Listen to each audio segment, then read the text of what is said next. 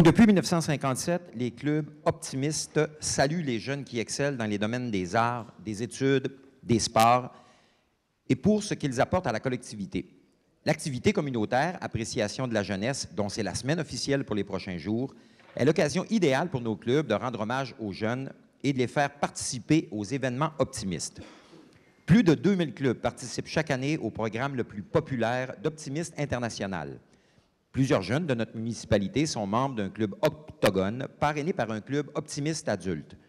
Grâce au travail bénévole et à l'initiation au service communautaire, les membres du club Optimiste International comblent les besoins et relèvent les défis de notre société, tout en se préparant à devenir les futurs leaders de notre collectivité. Dans le cadre de la semaine d'appréciation de la jeunesse, les membres du conseil ont invité quelques-uns de ceux-ci à signer le livre d'or de la ville de Saguenay. Tout d'abord, du club optimiste de la Terrière, voici mademoiselle Clarisse Luciano.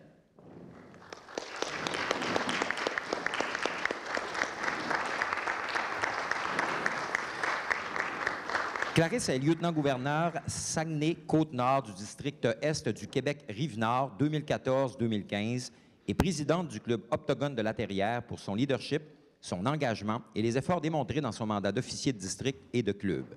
Elle signera, comme c'est toujours le cas, le livre d'or de la municipalité et M. le maire remettra un certificat mérite souvenir.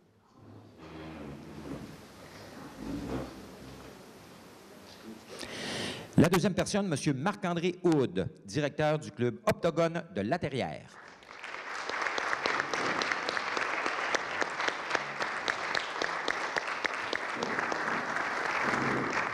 Marc-André est présent ici pour sa détermination, son amélioration, les efforts remarqués et le dépassement de soi au cours de 2014-2015 au sein du club.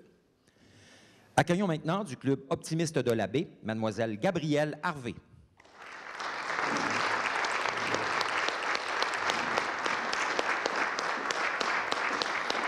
Elle s'est illustrée dans son rôle d'ambassadrice du projet ADOS Ado Soleil, ainsi que par son enthousiasme, son sens de la communication et l'énergie qu'elle transmet à ceux et celles qu'elle côtoie.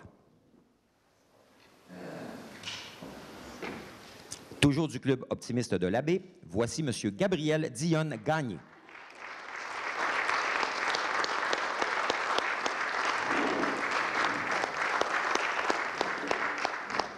Il s'est fait particulièrement remarquer par son leadership, ses réalisations, son entrepreneuriat et sa détermination.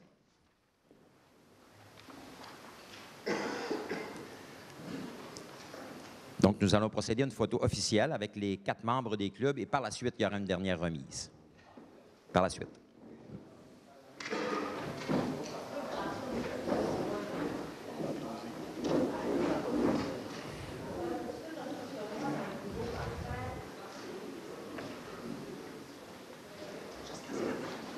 Alors, bravo, félicitations à ces 4 membres des clubs optimistes La Terrière et La Baie. Nous en profitons aussi pour souligner la présence de celle qui porte aujourd'hui le titre honorifique de mairesse d'un jour à Saguenay. Il s'agit d'une jeune qui passera toute la journée avec nous, qui prendra même des décisions, même si le maire n'est pas d'accord, c'est elle qui est la mairesse d'un jour, donc ils vont avoir à négocier ensemble. Donc, il s'agit d'une jeune qui fréquente l'école des Jolis Prés de la Terrière et qui en est à sa 5e année. Accueillons Mme Rosalie Lavoie.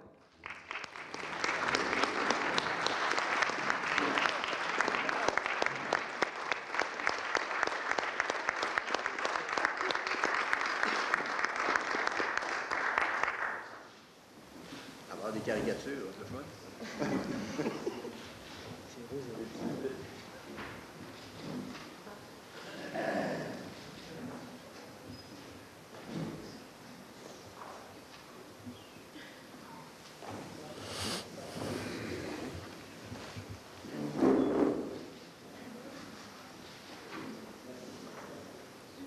Merci, bravo, Rosalie Lavoie.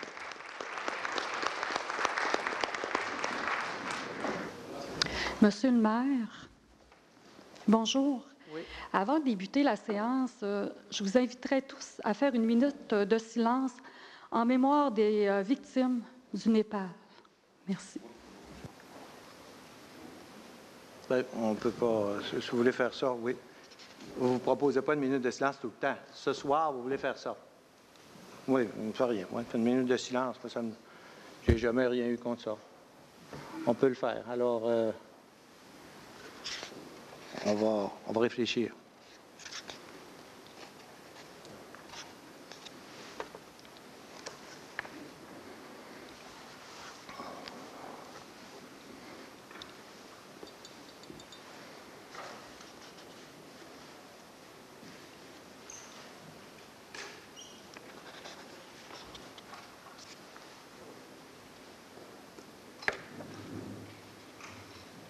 Alors, c'est bien.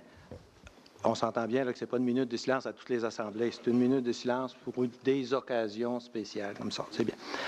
Avant d'adopter l'ordre du jour, on aurait d'abord les gens qui désirent avoir des informations concernant les points 5.1 à 5.4. Parce que ce point-là va être adopté bientôt. Puis, M. Denis Coulombe, qui est l'urbaniste en chef, est dans la salle, puis il pourrait vous donner des explications s'il y a des gens qui désirent en obtenir. Concernant l'ordre du jour, on enlève le point 4.9. Pour le reste, ça semble beau. Est-ce qu'il y a une proposition pour l'adoption de l'ordre du jour? Alors, M. Hudon et Mme Dufault. Alors, on y va donc avec la séance du Conseil municipal du 7 avril dernier. Alors, M. Fortin et M. Cléry. J'aurais une modification, M. le maire. Oui. Dans notre PV au numéro 3.1, qui était le comité consultatif d'urbanisme, on avait eu un vote parce que M. Fortin avait demandé qu'on retire une résolution. Dans le fond, le CAGU avait refusé. La recommandation était de refuser. Et on est allé au vote. Bien là, on est à la séance du conseil municipal. Exactement. Oui. C'est dans notre PV, notre procès-verbal du conseil municipal du 7 avril au point 3.1. C'était l'adoption du procès-verbal du CCU. Et là, c'est écrit que seulement Christine Boivin avait voté contre au point 5, mais j'ai vu donner, en fait, que moi qui vote contre, Christine Boivin, Marc Peterson, il y a M. Côté qui n'a pas voté, et c'était pour, on est allé au vote sur la proposition de M. Fortin, Jacques Fortin. Il y avait une recommandation du CCU pour les immeubles à 6 étages. C'était une recommandation qui était refusée. C'est beau. On va rajouter ça, c'est parfait. Donc, correction. Merci. J'aurais une correction aussi, M. le maire. Jonathan Tremblay. Qui parle? Oui. Oui, en fait, j'étais absent, par contre, au 6.3.2 du procès-verbal. Il est écrit « Comité des arts de Saguenay ». On parle ici du Conseil des arts et non du Comité des arts parce que ça vient mêler avec la Commission des arts et de la culture aussi. Donc, ça sera à corriger. On parle du Conseil des arts plutôt que comité. Parfait. Merci. C'est beau. Alors, on passe aux commissions permanentes maintenant. Il y a un procès-verbal du comité d'urbanisme du 21 avril dernier. M. Peterson et M. Tremblay. Alors, Michel Tremblay. On a maintenant le procès-verbal de la Commission de l'aménagement du territoire. On m'a demandé de différer le point 7. Oui, je vais le proposer aussi. Vous proposez. Alors, M. Peterson propose l'adoption du procès-verbal en enlevant le point 7. C'est vous qui m'avez demandé ça. OK. Est-ce qu'il y a bon, M. Jonathan Tremblay, second. Les avis de motion maintenant. Les avis de motion, alors, de 4.1 à 4.7, là, c'est toujours le même discours depuis la fusion. Bon, pas depuis la fusion, mais quasiment. 4.1 pour 4.7, ce sont des modifications qu'on fait à nos règlements d'urbanisme pour les adapter aux besoins de nos citoyens. Des commentaires qu'on reçoit régulièrement et on applique des changements. Alors, de 4.1 à 4.7, ça a été bien discuté, ça, puis tout le monde est d'accord. C'est sûr qu'on a des nouveaux règlements, donc il faut les ajuster, il faut s'assurer que ça répond, qu'on a pensé à tout. Alors, l'instruction est donnée, je me répète là, mais je le dis souvent, l'instruction est donnée à nos fonctionnaires de nous informer pour qu'on modifie tout règlement qui ne s'adapte pas parfaitement aux circonstances. Alors, 4.1, 4.7, ça me prendra un proposeur secondaire. Alors, Luc Blackburn et Martine Gauthier. On est à Je 4,8 m'excuse, maintenant. Monsieur le maire. Je m'excuse, Oui. Monsieur le maire. Julie Dufour, j'aurais peut-être une demande pour le service du greffe. En exemple, au 4.7, on abroge des... 4,7. Oui, le 4.7, lui. On n'a pas les règlements qui sont abrogés. Si on pouvait comme au moins juste les inscrire, ce serait comme un petit peu plus facile parce que là, on n'a absolument rien. On est obligé d'aller les chercher. Mais il y en a 4-5, il y en a 3. Fait que peut-être que c'était possible de les rajouter. Voilà, il y a 3 articles. C'est pas comme quand il y a des gros règlements. Là, je comprends que par économie, mais ça aurait probablement rentré sur la feuille. Tu sais, quand il y en a juste 3, là, c'est une demande. Bien, c'est pas... Moi, je suis pas contre ça, là. Mais si vous allez sur Internet, c'est plus... Vous allez vous habituer à aller plus vite parce que sinon, là, c'est du papier, puis du papier, puis du papier. Mais là, On à en 3 jette des articles, quand il y en a 3, des fois, parce qu'on les trouve Ouais, pas mais tout quand le il y en temps. a 5, vous ne nous le reprocherez pas, là. Ouais, tu sais, quand est-ce qu'on les enlève, quand est-ce qu'on les met? C'est facile d'aller sur Internet, tu dis, ah, c'est ça. Moi, je veux que tout le monde s'habitue. D'ailleurs, on est après préparé faire en sorte qu'on n'ait plus pas en tout de papier à la ville. On ait simplement l'ordre du jour et qu'on se retrouve ici à l'Assemblée du Conseil avec un iPad. Là, c'est le temps qu'on arrive là parce que moi, là, je regarde le gaspillage de papier à l'Hôtel de Ville, c'est énorme. L'important, c'est d'avoir l'information. Alors, toute l'information étant disponible, vous allez sur Internet, vous retrouvez tout ça.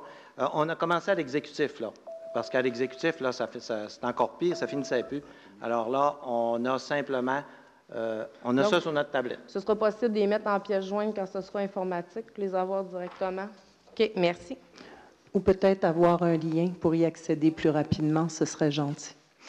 J'aurais quelque chose, moi, à demander, c'est parce que dans le point 4.8, 4.10, 4.11, 4.12, il n'y a aucun papier. Ça devient difficile pour nous, même si on n'a pas à accepter quoi que ce soit. Il reste que souvent, dans nos PV, par la suite, lorsqu'on accepte ça, ce qu'on lit, c'est qu'on a, oui, l'avis de motion, mais on a également l'adoption du premier projet de règlement qui dit qu'on a lu les documents. Et non, on ne les a pas lus. C'est pas ça, là. Là, je vais être clair pour ça, parce que j'ai vu dans le journal, il y avait un article disant que les papiers n'étaient pas disponibles. Puis là, j'ai fait un travail là-dessus. Là. J'aime pas ça me faire dire ça, parce que j'ai toujours dit, on donne... Instruction est donnée ici, comme dans aucune autre ville, de donner l'information.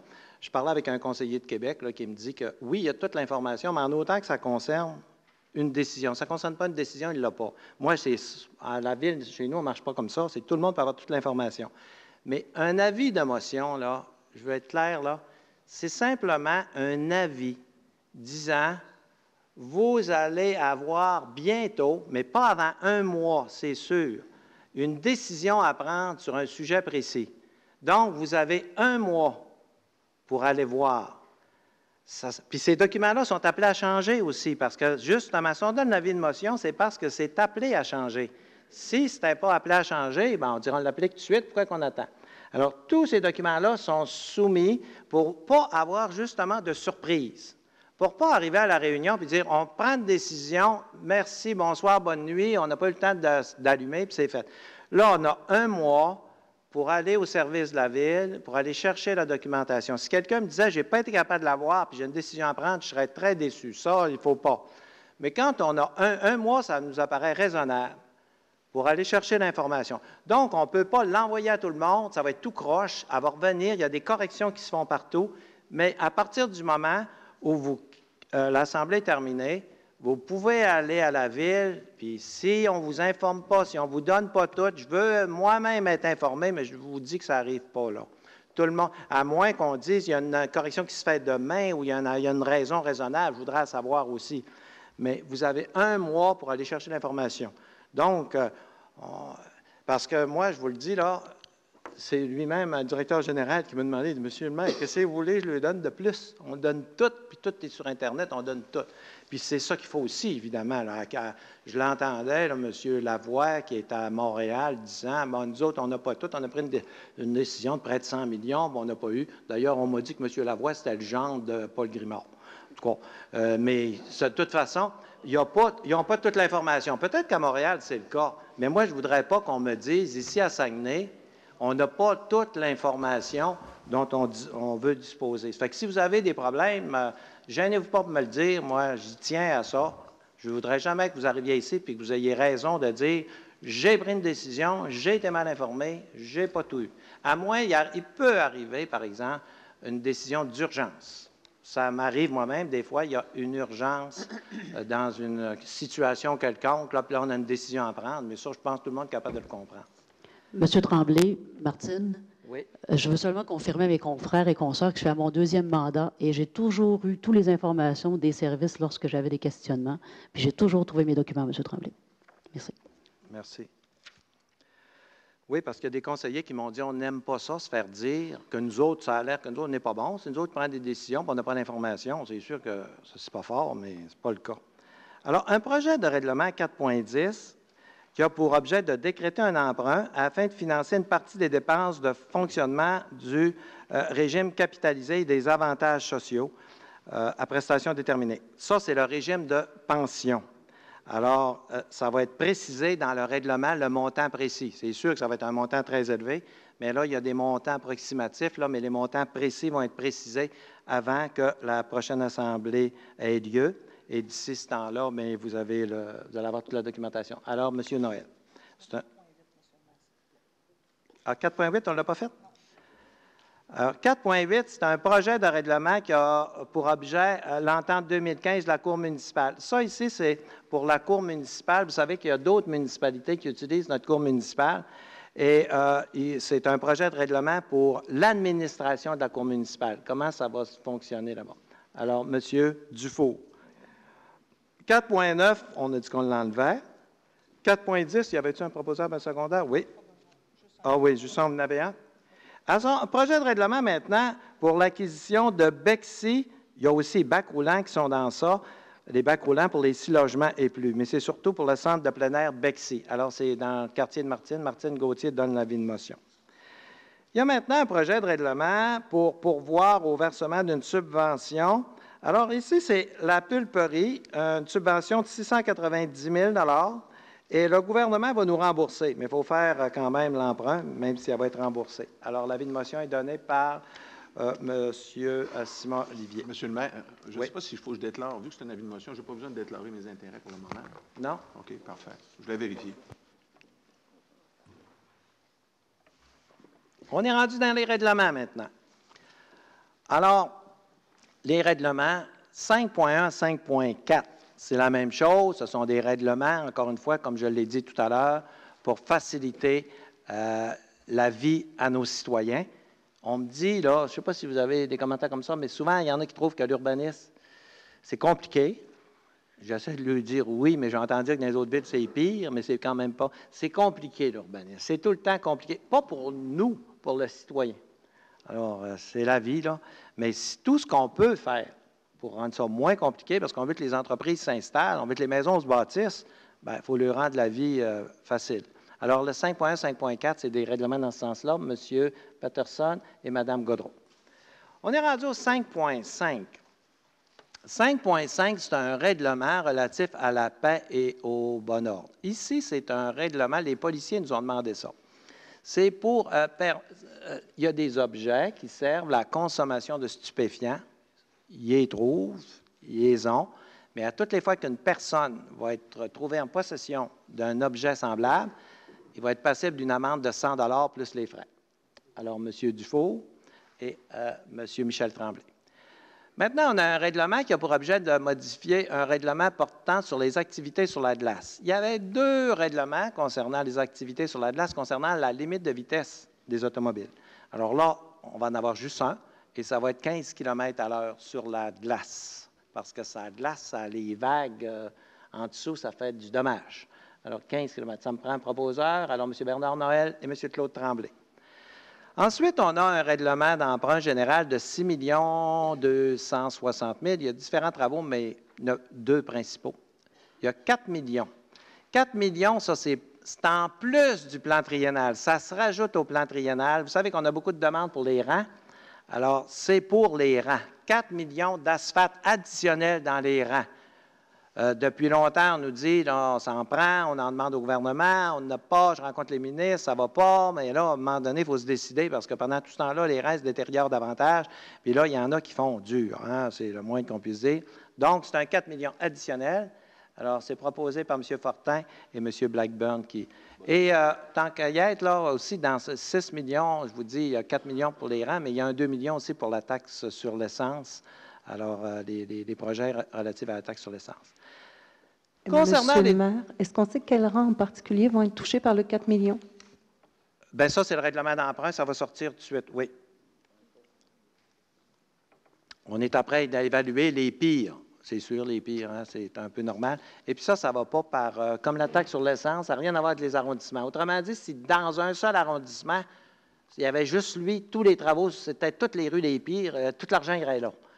On ne va pas selon l'arrondissement, parce que d'habitude, on va un pourcentage assez équilibré selon les arrondissements, mais ici, ce n'est pas ça, là, c'est la taxe sur l'essence. Depuis que la taxe sur l'essence existe, qu'on a demandé ça.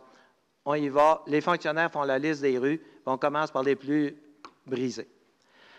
Ensuite, il y a une déclaration d'intérêt. À toutes les fois qu'il y a une situation qui se modifie, il faut que le conseiller donne un avis de correction. Et il y en a un concernant la déclaration d'intérêt de Jacques Cléry. Alors, il faut faire un dépôt. Alors, c'est proposé par M. Dufour et M. Claude Tremblay. La direction du génie, une nomination. Le directeur adjoint, ça serait monsieur, après toutes les vérifications, toutes les procédures d'usage, c'est Jean Paquette qui a été choisi pour occuper le poste de directeur adjoint au génie. Monsieur Jacques Fortin et monsieur Hudon. J'aurais une question, monsieur le maire. Oui. Pourquoi on a décidé de ne pas remplacer une chargée de projet qui est partie? En fait, elle s'est trouvée un autre emploi ailleurs. Il n'a pas trop besoin. On n'avait pas besoin de... Elle était là, mais on n'avait pas besoin. Écoutez, à mon bureau, il y avait du monde, puis il y en a moins. Puis au bureau du directeur général, dans l'ancienne ville de Chicoutimi, il y avait 4 directeurs adjoints, puis là, il y en a un. On fait ça partout. Si tu veux baisser les taxes, il faut que tu trouves des moyens avec les employés que tu as pour dire on va répartir ça autrement, puis on va s'organiser pour que ça coûte le moins cher. J'espère que vous savez ça, que de temps en temps, il y a un fonctionnaire qui n'a pas beaucoup d'ouvrage. Alors, il faut l'identifier, il faut le trouver, ils ne s'en vendent pas. Puis, à un moment donné, on dit, bon, mais écoute, si on enlevait ça, puis on le mettait ailleurs. D'ailleurs, on a d'autres projets là-dessus, puis on est à l'ouvrage tout de suite si on ne veut pas augmenter les taxes l'année prochaine. Il faut trouver dans la ville encore des employés qui ne font rien, puis ça permet aux autres qui restent de réfléchir, de dire, écoute, si jamais on trouve que mon travail n'est pas assez efficace, c'est bien de valeur, mais je ne resterai pas. Mais dans ce cas-là, là, je n'ai pas le dossier en tête précisément, mais je peux vous dire que ça arrive souvent. Il y a eu beaucoup de changements au niveau des services. Est-ce que ce serait possible d'avoir un organigramme à jour? Parce qu'il y a eu beaucoup de... Oui. Et je tiens à souligner que, Monsieur le maire, tous les fonctionnaires à lesquels j'ai eu affaire jusqu'à maintenant, là, depuis pratiquement 2 ans, travaillent très, très fort et répondent très, très bien. Là. Merci. Mais j'en connais qui peuvent s'améliorer. Les cautionnements, le premier cautionnement, c'est la société Bellu. Alors, c'est un cautionnement de 12 200 $ envers Hydro-Québec. Monsieur Bernard Noël et Monsieur Michel Tremblay. L'école de danse, les farandoles, alors on annule la caution de 125 000 $, on la remplace par une caution de 22 282 pour 48 mois. M. Jonathan et M. Peterson. La Chambre de commerce du Saguenay, c'est une caution de 50 000 Mme Gauthier et M. Cléry. Et on a la taxe sur l'essence. Ici, on identifie des rues pour une programmation partielle. Alors, proposé par Mme Gaudreault et M. Peterson. La Société de transport STS, alors 100 000 $ qui leur est, c'est le règlement 187, c'est pour se faire accompagner par des professionnels pour améliorer le service. Alors, M. Hudon va prendre une proposition avant, M. Claude Tremblay. Oui? Vous avez affaire à moi? Oui? J'ai une question, M. le maire. Il y avait eu un budget qui avait été alloué là, parce que pour les usagers en mobilité réduite. Parce qu'il y avait un budget qui avait été coupé. Finalement, vous êtes allé le rechercher. Vous avez fait justement avec M. Hudon un Ville en action. Mais moi, ma question est, je veux vraiment la poser aujourd'hui, cette question-là, c'est qu'à la dernière séance de travail à l'arrondissement Jonquière, on nous a sollicité, dans notre enveloppe d'élus qui est rendue tellement petite, de donner à ce service-là parce que, finalement, il n'avait pas réussi à avoir tout le montant d'argent. Voulez-vous m'en donner des détails, s'il vous plaît, M. le maire, pour que je sois en mesure de comprendre la situation lorsqu'on est rendu qu'on donne dans notre pauvre petite enveloppe de citoyens, parce que finalement, vous vous étiez engagé avec M. Hudon de redonner ce service-là aux usagers à mobilité réduite. Mais comment se fait-il qu'on est revenu nous solliciter après? M. Hudon va répondre à ça. Merci. Suite à la rencontre au mois de janvier qu'on avait décidé de couper les services aux handicapés le samedi, transport adapté, suite à ça, j'ai rencontré M. le maire, et puis M. le maire a fait un bout dans son enveloppe personnelle, et puis il m'a dit, arrange-toi pour trouver le reste. Je me suis engagé pour trouver le reste. Fait que tous les conseillers participent, parce que chaque conseiller, il y a des personnes handicapées dans le quartier, fait que tout le monde a fourni. Puis c'est pas jeté dans le feu, je pense que c'est pour aider des gens qui sont démunis, puis les aider. C'était le samedi qui coûtait moins cher pour de couper ce service. C'était un samedi de 6 h aller à 11 h. C'était ça, seul le service qu'on avait coupé à STS par rapport que ça dérangeait moins de monde. Sauf qu'on avait eu des montées aux barricades. Et on a écouté les gens, et puis suite à ça, on a pris la décision avec M. le maire, et puis tous les conseillers ont fourni. Fait que c'est un peu ça la raison. Chez chacun 200 $. Merci. Mais c'est parce que c'est ça. Vous aviez déjà fait un Ville en action avant, que tout était réglé, vous aviez trouvé l'argent. 2 mois après, vous revenez à l'arrondissement pour dire que là, finalement, il vous en manque. Ça arrive souvent, ça. Ça serait peut-être bon de voir... Mais aussi, est-ce que c'est le rôle de l'élu de prendre son petit budget, qui ne reste tellement pas beaucoup de choses, un peu de sous, puis de donner à un service public, donc la STS? Moi, ça serait peut-être bon de le planifier dans notre budget de plusieurs millions de dollars dans notre prochain budget, l'année prochaine. Mais ça fait partie un peu du rôle d'un élu d'aider les gens qui ont de la misère. Aider. Puis là, je pense qu'ils vous ont sollicité, ils ne vous ont pas obligé. Si vous ne voulez pas donner 200 $ pour les personnes en mobilité réduite, faites-le pas, là. Mais c'est chacun à décider qu'est-ce qu'il fait. Personnellement, c'est sûr que je vais le faire, là. Mais vous n'êtes pas obligé de le faire. Si vous ne voulez pas le faire, faites-le pas. M. Claret, c'est pas que je ne veux pas le faire. C'est juste que M. le maire ainsi que M. Hudon ont fait une ville en action. Ils ont vraiment donné leur juste en disant qu'effectivement, tout le montant d'argent avait été alloué pour... Puis moi, je trouve que c'est un service auquel on ne doit pas couper en passant. C'est vraiment important. Mais comment se fait-il qu'on s'est engagé qu'on avait trouvé le montant d'argent et que quelques mois après, on nous sollicite que finalement, on doit donner pour la STS? Moi, je pense que le service, ce département-là devrait être revu au niveau du budget. Parce que moi, je pense qu'on les laisse, justement, je trouve qu'il y a une place qu'on ne devrait pas couper, c'est dans ce département-là. Puis, moi, je veux juste que... éventuellement, dans le prochain budget, l'année prochaine, qu'on s'assoie ensemble et qu'on analyse le potentiel à donner davantage à ces gens-là. Merci. Madame Boivin, je vous demanderais d'aller voir M. le Premier ministre au Québec et de lui demander de nous donner les 200 000 qu'il nous a coupés pour les handicapés dans le transport en commun, pas qu'au Saguenay, partout dans la province. Au mois de novembre l'année passée, on a eu un cadeau du gouvernement nous disant qu'il ne nous payait pas. Il nous coupait de 100 000 $. Ce qu'on fait là, ce n'est pas grand-chose, c'est le petit montant qu'on a là. Et puis, je vous fais remarquer qu'à l'arrondissement, vous n'avez pas donné votre 200 $. Je ne l'ai pas donné. Merci. Je l'ai donné puis je vous ai vraiment donné l'information, M. Régent Hudon. Le pourquoi que je ne l'ai pas donné, je voulais avoir plus de détails. Parce que c'est important de donner, oui, mais il faut quand même avoir les documents, prendre des décisions.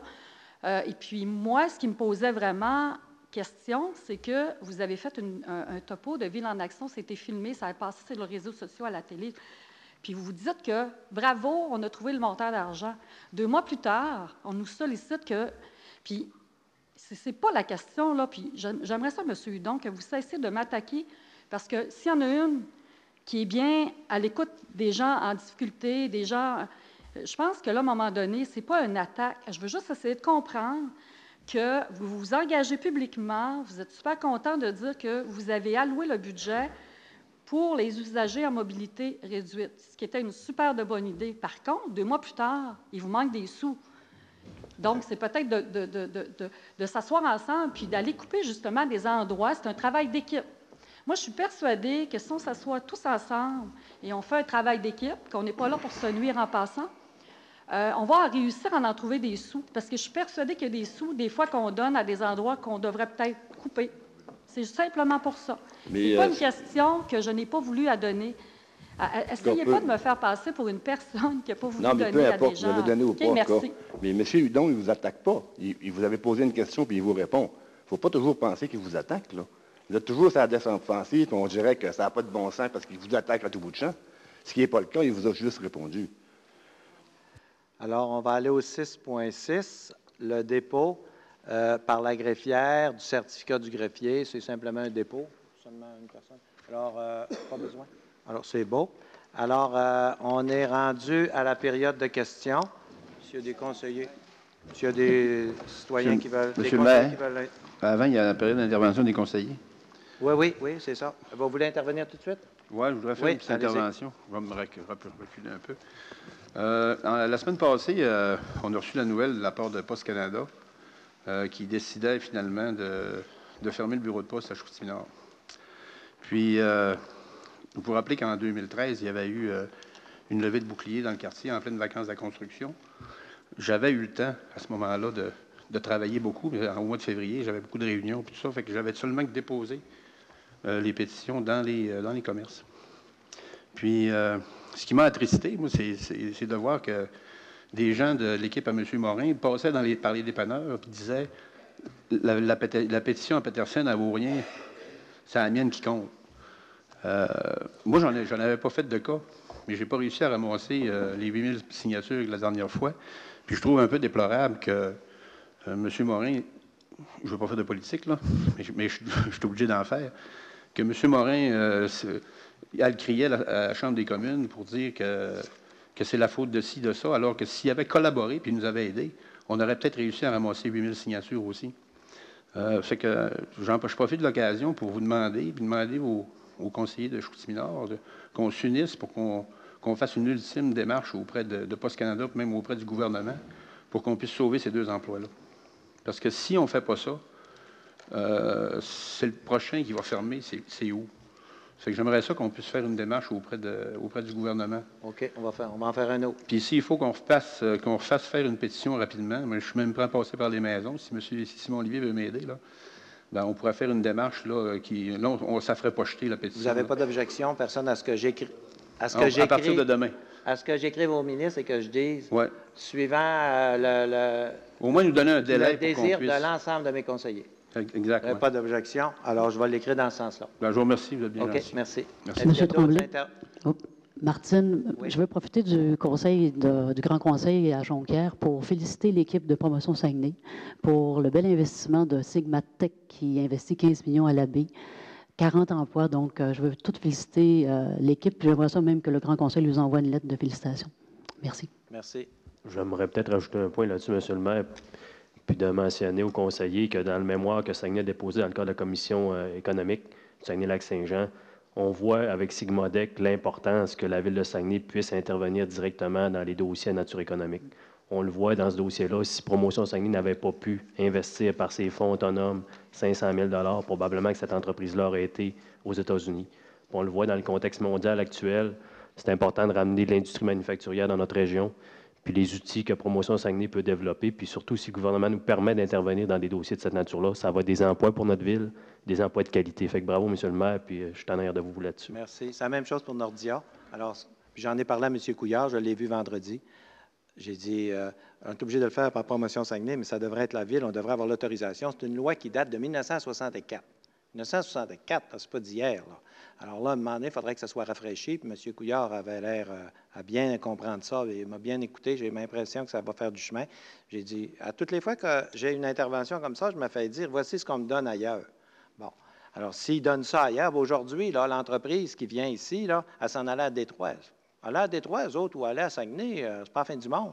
On a beau être la ville la plus appréciée au Canada, il reste qu'il y en a d'autres. Alors là, devant ce fait-là, je pense qu'il y a eu une oreille attentive pour qu'on puisse intervenir. Des règles de 1964, là, aujourd'hui, c'est la mondialisation, c'est plus pareil. Les villes, d'ailleurs, sont plus grosses aussi, parce qu'une ville aussi grosse que nous autres, il y a les mêmes règles que la ville de Saint-Honoré. Peut-être que pour Saint-Honoré, donner 1 million pour une entreprise, c'est beaucoup, mais nous, si ça attire, comme à Nordia, 400 emplois, 400 emplois, là, ça commence à faire Alors, puis 40 emplois, c'est le début de Sigmadec, parce que Sigmadec a une entente avec Home Depot, qui est le plus grand distributeur aux États-Unis.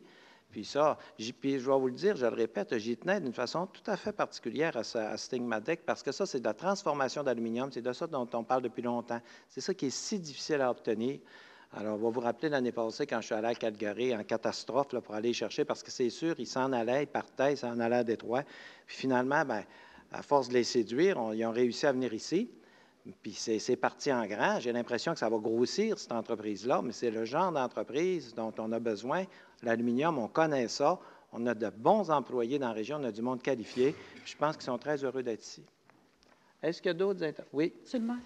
Je voudrais juste aujourd'hui souligner que le 4 mai 1971, c'était la tragédie de Saint-Jean-Vianney. Donc aujourd'hui, le 44e anniversaire. C'est encore Saint-Jean-Vianney, la tragédie en Amérique du Nord qui a été causée par une catastrophe naturelle qui a fait le plus de morts, donc qui fait partie de notre histoire à tout le monde. Aujourd'hui, je tiens à souligner, il y a des gens qui faisaient œuvre de mémoire au monument directement à Saint-Jean-Vianney. Ces gens-là se réunissaient pour justement faire œuvre de mémoire de notre histoire régionale. Donc, juste le souligner. Oui, c'est bien de le souligner. On l'oublie vite. Merci. Oui, Madame... oui, Boivin. C'est concernant la rue de Vienne. Les citoyens ont demandé une étude actualisée, donc 2015, pour avoir un meilleur point de vue. Peut-être que le projet est bien, peut-être qu'il... Est-ce qu'il va y avoir une étude? Est-ce que la Ville s'est penchée à refaire une étude afin que... Le 20 mai, il y a eu une consultation publique et c'est là que les citoyens vont s'exprimer, vont nous dire ce qu'ils veulent, parce que je ne vois pas ce que vous voulez dire vraiment par ça. Des études, il peut y en avoir de tous les genres, mais je pense que c'est encore plus important d'écouter les citoyens. Alors, le 20 mai, il va y avoir une rencontre. C'est M. Hudon qui a demandé ça. Alors, M. Hudon, et il va y avoir des professionnels qui vont être là, des gens qui connaissent bien, parce que ce n'est pas une question de complexité tant que ça, là, des professionnels qui vont être à la table pour répondre aux citoyens. Est-ce qu'il y a d'autres? Oui, Mme Néron. Oui. Il y a une citoyenne qui m'a demandé d'intervenir aujourd'hui. Les événements qui se sont produits au Népal au cours des dernières semaines ont laissé une population dans le désarroi et la misère. J'aimerais, comme conseillère municipale de notre ville, à la demande de citoyens qui compatissent avec la population népalaise, inviter ceux qui le désirent à donner généreusement auprès des organismes humanitaires qui déploient des efforts afin de leur venir en aide. C'est simplement, Merci. Je le fais au nom de quelqu'un. J'ai également une question. Oui. Dans le Progrès dimanche du 3 mai dernier, la journaliste Mélissa Gagnon revient sur le dossier du redécoupage de la carte électorale de Saguenay.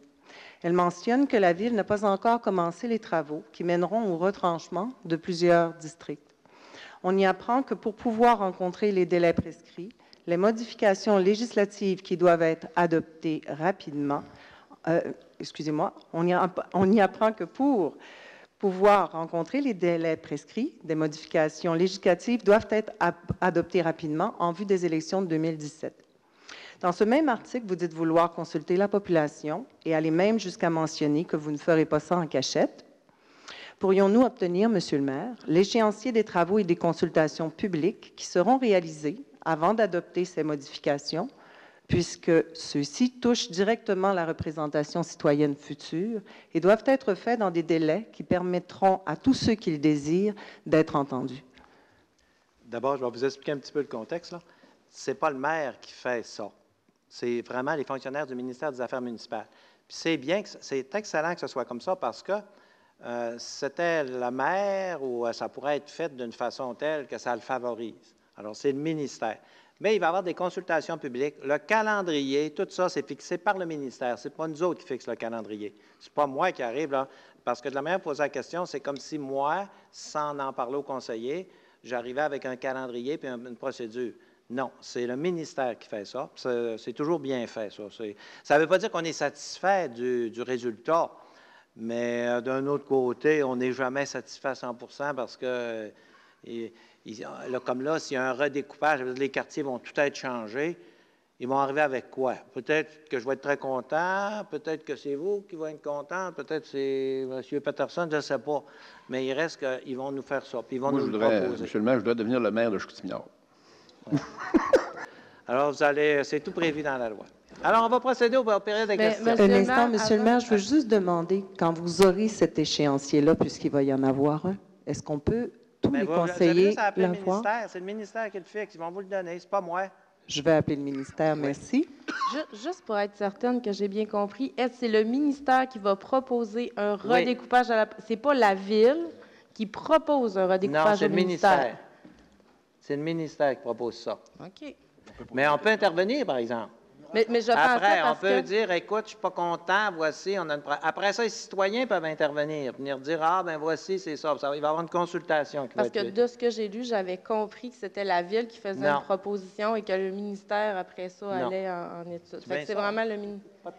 Ça a l'air que pas tout à fait ça. Dis-moi, dis-le parce que là, je suis mêlé un peu, là. Peut-être me trompe. Non, M. le maire ne se trompe pas, puis Mme Dufour non plus. C'est un mélange des deux. Alors, la façon dont ça va fonctionner, c'est qu'actuellement, dans le décret de la Ville de Saguenay, vous avez 19 conseillers. Si, là, la première proposition, ça va être de savoir si vous voulez conserver 19 conseillers ou diminuer. Une fois que cette étape-là va être franchie, le ministère des Affaires municipales, comme M. le maire l'a dit, va prendre la décision sur le nombre d'élus qu'il y aura à Saguenay, sur la proposition que vous allez faire. Fait que oui, cette étape-là, c'est le ministère qui la décide. Une fois que ça va être fait, là vont entrer toutes les règles de la loi sur les élections et les référendums dans les municipalités, sur le découpage électoral.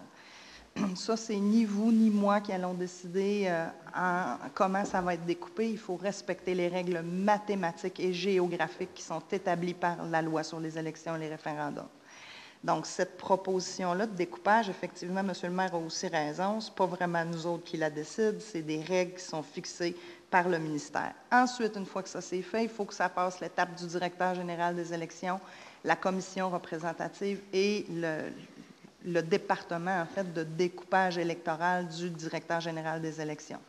Lui va nous dire si le découpage répond aux prescriptions de la loi et va demander à ce qu'il y ait des corrections qui soient apportées.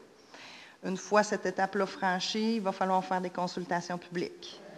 Et une fois cette étape-là franchie, il y aura acceptation ou non du découpage et la commission représentative du DGE pourrait, à la limite, être appelée à venir faire des audiences publiques à Saguenay sur la façon dont le découpage va être fait. Alors, voici les étapes. Donc, la première étape, c'est une proposition qui émane du Conseil de Ville. Du nombre. Juste du nombre. Et ça, il faut être interpellé, M. le maire, l'ensemble des conseillers? Il faut être clair, là. Vous n'êtes pas en retard, là. Vous êtes très loin d'être en retard parce que l'adoption d'un règlement sur le découpage doit se faire l'année précédant l'élection.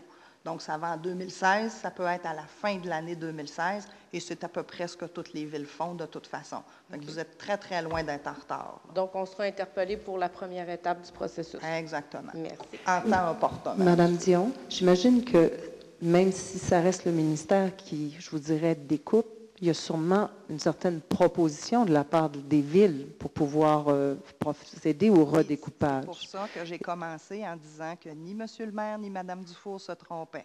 Parce que les deux ont raison, effectivement. Il y a des critères qui sont imposés par le ministère, par le directeur général des élections, par la loi sur les élections et les référendums.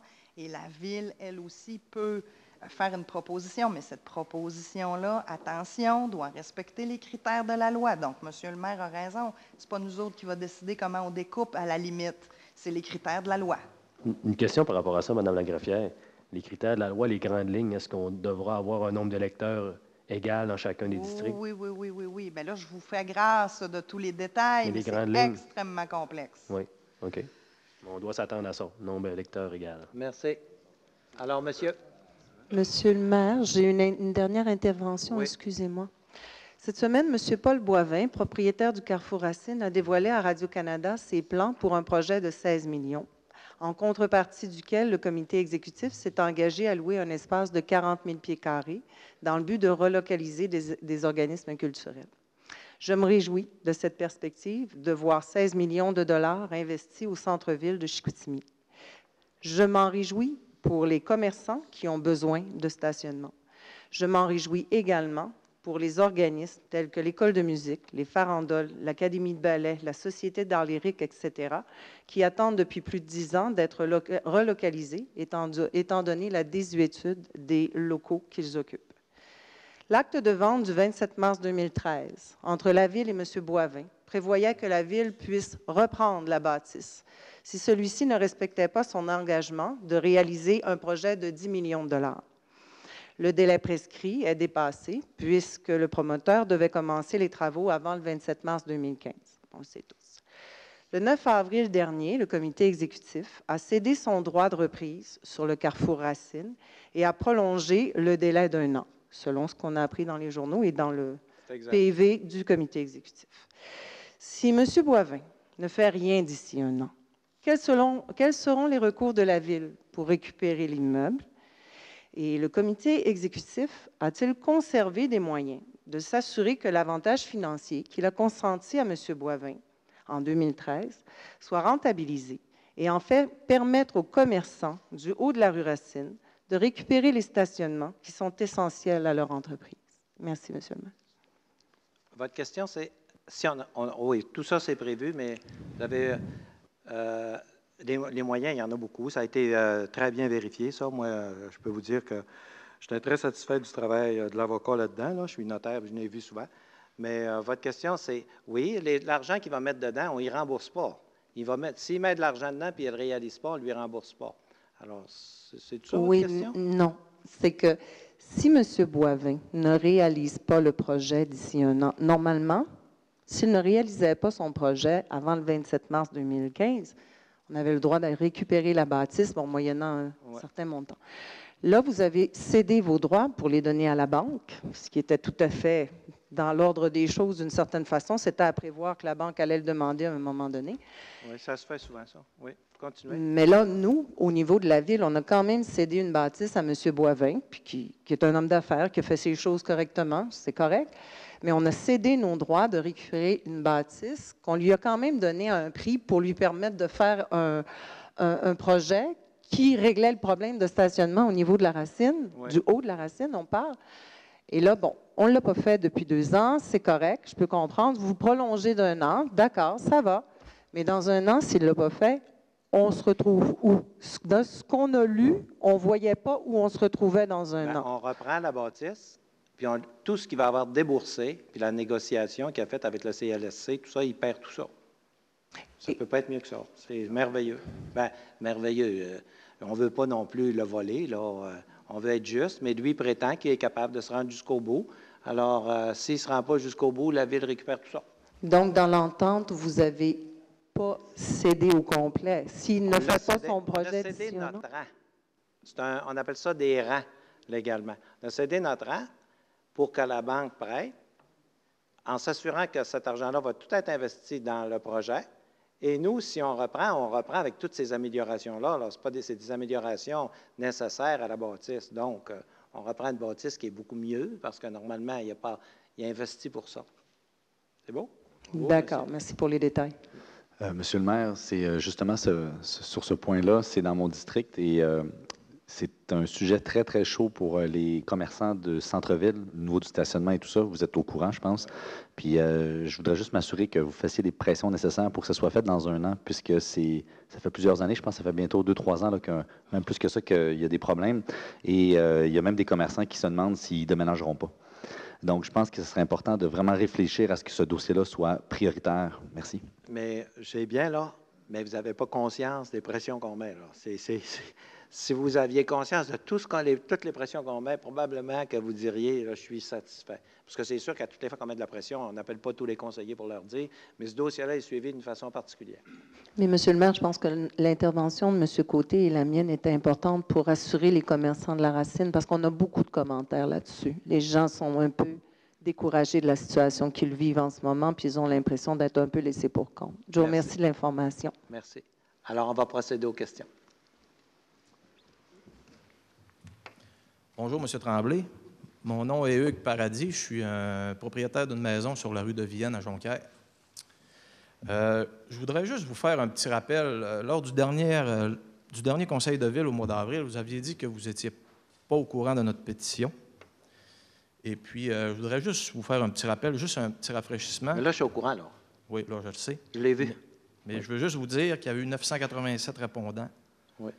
Et puis, dans les journaux, M. Hudon a minimisé la pétition en disant « Ah, il y a facilement des noms qu'on pourrait enlever là-dedans. Il y a du monde qui ne sont pas de près ou de loin attachés à ça. » C'est sûr que quand on regarde ça, On prend, mettons, un homme ou un résident du chemin des Battures à la baie, qu'on lui demande son opinion à lui, qu'il dise oui ou qu'il dise non, il reste à la baie, il n'est pas impacté par ça. Vice-versa, s'il y aurait quelque chose dans son secteur, si on me demande mon avis à moi, je ne reste pas à la baie, je demeure à Jonquière. Mais il reste un fait, puis je veux juste vous rappeler qu'on a la feuille ici, dans notre quartier, la Petite France, sur 494 répondants, 411 qui sont contre le projet et 83 qui sont pour. Je veux juste vous le rappeler. Mais monsieur, je ne veux pas que vous pensiez que je la considère comme pour la pétition. C'est bien correct, M. Hudon aussi, on s'est parlé. Vous allez avoir une soirée, vous allez voir, vous allez trouver que c'est bien organisé, là. Je me suis assuré, là, vous allez avoir une soirée d'organisation et tous les experts vont être devant vous. Puis là, vous allez pouvoir exprimer ça. Oui. Je ne dis pas que les experts vont analyser la pétition. Ils vont écouter les citoyens. C'est quoi, c'est ci, c'est ça. Puis après ça, ils vont faire rapport à M. Hudon puis à moi. Voici où on en est rendu. Fait qu'on ne fera pas ça... ça ne sera pas fait n'importe comment. Vous allez être content. Je veux juste vous allez avoir l'occasion de vous exprimer, vous allez voir. Je veux juste vous rappeler qu'à moins que je ne sache pas compter, ce n'est pas un gros pourcentage qui est pour le projet. Tu sais, je veux dire, à un moment donné, il faut se rendre compte, il faut se rendre à l'évidence. Ce que je vous demande de faire, c'est d'intervenir. On vous demande tous d'intervenir là-dedans. Mais c'est ça qu'on fait comme intervention. Il va d'abord y avoir une séance d'information avec puis je les vous en experts. remercie, on vous en remercie. Après cette séance-là, là, il va y avoir d'autres étapes. Est-ce que vous allez être présent? Non, je suis mieux de ne pas être là. C'est mieux que je ne sois pas là, puis c'est mieux que ce soit juste des experts, pas que ce soit teinté, là, cette affaire-là. Okay. Alors, je ne pense pas que M. Hudon aille aussi, mais c'est sa discrétion, il fera ce qu'il veut. Parce que ça, là, ces séances d'information-là, il ne faut pas que les experts se sentent mal à l'aise devant moi ou devant M. Hudon de répondre comme on veut qu'ils répondent. Ils répondront comme ils voudront, puis vous allez voir, ce n'est pas des niaiseux qui vont être là. Tout le monde va être là pour vous s'assurer que vous avez vraiment des réponses, parce qu'on a constaté que, moi, des réflexions que j'ai eues, il y a toutes sortes d'affaires qui circulent, là, ça commence toujours par une soirée d'information pour que tout le monde soit à les mêmes informations. C'est parce que ça, c'est la démocratie qui parle. C'est le citoyen, oui, le citoyen d'abord. Je le sais. Je suis citoyen, je paye des taxes. Mais il y a encore plus de démocratie, il y a des référendums aussi. Oui, c'est ça, monsieur, on l'a évoqué au dernier conseil d'arrondissement. Oui, mais vous allez avoir l'occasion. On nous a dit que ça ne s'appliquait pas à nous. Bon, on a mis ça, un référendum, là. C'est ce que nous ont répondu, monsieur. Je vais vous expliquer une chose. Un référendum, là, tu peux toujours en faire un. Il n'y a rien dans la vie qui nous oblige. Mettons qu'il arriverait un sujet. On avait fait un sur le nom de la ville, sur l'auditorium. Est-ce qu'on fait l'auditorium, la nouvelle salle, là? Est-ce qu'on la fait là ou on la fait là? On a fait un référendum. C'est toujours pas. Je ne dis pas qu'il va y en avoir un, mais je vous dis une chose. Attendez la séance d'information, vous allez avoir le temps. Ça va être juste avant la prochaine assemblée. Vous aurez l'occasion, la prochaine assemblée, mais vous allez voir. Je suis sûr que vous connaissez beaucoup de choses, mais vous allez en apprendre parce que moi, je l'ai appris. Vous allez voir, là, le système de sécurité, il y a beaucoup de choses qu'on apprend. Alors, après ça, on va se parler. Puis M. Hudon, là-dessus, il va aller dans le sens des citoyens, on s'est parlé souvent. Il faut que ça aille, c'est le quartier des citoyens, puis le citoyen d'abord, c'est important. Parce que moi, c'est pas en me faisant dire, si tu n'es pas content, va, puis va-t'en. Moi, là, c'est pas une réponse. Ça, c'est 0 plus 0, c'est égal 0. Mais ça, c'est pas une réponse. Je ne juge pas de ça, mais vous allez voir, monsieur, vous allez être... Oui, ça, c'est parce que ça a été dit, je ne l'ai pas inventé.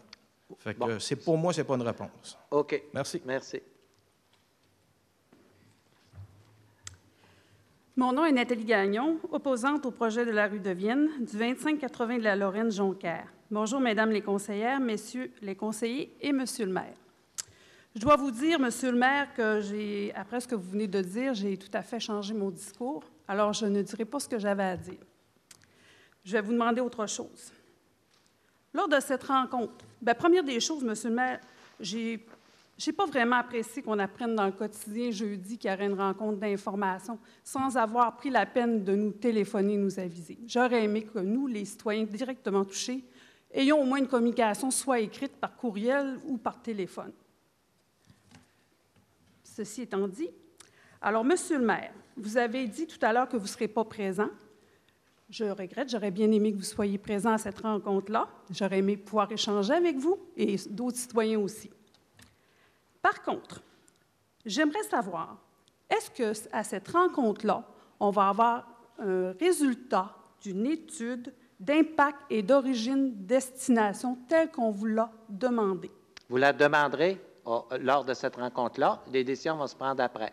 Vous allez faire toutes vos demandes, vous allez voir, parce que vous allez peut-être avoir toutes les réponses que vous voulez. Parce que vous allez voir, là, ceux-là qui sont là, ils sont préparés. Alors, vous allez avoir toutes les réponses. Mais si vous trouvez que vous n'avez pas assez, puis que ça mérite autre chose, vous le demanderez là, puis il y aura une décision qui se prendra. Je parlerai à M. Hudon, puis une décision se prendra après. D'accord. Pour ce qui est des documents qui sont déjà disponibles, M. le maire, on sait que les plans sont déjà disponibles. Lors du dernier conseil d'arrondissement, on nous a dit que les plans étaient disponibles. On a fait la demande. Mme Godin s'est engagée à nous les remettre. Nous ne les avons pas reçus. Tout ce qu'on a reçu, c'est une lettre nous disant de faire la demande d'accès à l'information. Ce sont des plans publics, des documents publics. Nous aimerions les avoir pour les faire étudier auparavant, avant la rencontre du 20 mai, M. le maire. Écoutez, je vais l'analyser, mais ce n'est pas une habitude. Pourquoi? Parce qu'on va en soumission. Puis habituellement, là, quand on va en soumission, là, on réserve ça pour la soumission pour le montrer comme pour. Mais je vais l'analyser, c'est un cas spécial. Je vais regarder ce qu'on peut faire dans ce cas-là. Je vous remercie de l'intérêt que vous nous portez de nous avoir enfin écoutés. Merci. Merci, madame. Faudrait y penser. Okay. Bonjour. Oui, bonjour, monsieur. Moi, c'est Pierre-Luc. Dans le fond, Pierre-Luc, comment? Pierre-Luc Pineda. Comment vous écrivez ça? Pineda, P-I-N-E-D-A, Tremblay. Dans le fond, moi, je viens parler, j'ai rien que des constats de même. Je marche pas mal dans la ville, puis je me suis rendu compte que c'est crasse. Je fais mon devoir de citoyen, si on veut, là, parce qu'il y a du monde qui sont dans la rue, genre, puis qui m'ont appris, genre, qu'il fallait que je respecte la terre, là, si on veut. Là. Puis, dans le fond, ce que je viens de demander, c'est si ça serait possible d'instaurer des poubelles, genre, un peu dans un secteur pour faire en sorte que ça soit plus propre, là, genre, en face de chez nous, genre, c'est plein de papier, tout ça. Je veux dire, on peut pas changer le citoyen, mais à la limite, avoir des poubelles, je pense que ça pourrait comme les inciter à les porter dans les poubelles, là. Mais en tout cas, c'est des investissements comme, je dirais, plus optimal, si on veut. Après ça, avant que vous renchérissez, j'aimerais ça revenir sur le point que vous avez parlé, genre la qualité de l'asphalte.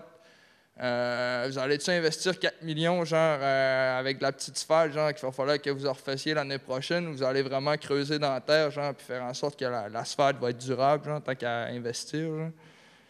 Après ça, je viens parler aussi du développement du travail, mais je me cherche... Développement de quoi? Du travail. J'ai vu une couple de commerces qui se sont ouverts, là, le Planète Poutine, le truc taille, tout ça. Là. Mais je veux dire, c'est pas assez. Là. Je me cherche une job, j'ai été porté quoi, 25 CV, genre la semaine passée, ça m'appelle toujours pas. Là. C'est peut-être mon arrogance, là, whatever. Là. Il manque de job. Là, whatever. Puis en lien avec la job, c'est aussi le plafond salarial. Parler des prochaines générations, genre, il y a tout plein de monde qui vont à l'école, mais tout le monde part de la région. Genre, oui, comme vous avez pu remarquer, genre, la région est pleine de ressources, genre, puis on pourrait tout l'exploiter, genre, puis devenir un peu plus autosuffisant. En tout cas, moi, je pense que les prochaines générations aussi, ça serait pas pire de les garder parce que ça s'en vient une population qui est très vieille et donc c'est très plate. Après ça, j'ai pas fini. On va y aller avec classe, là, mais j'ai pas fini.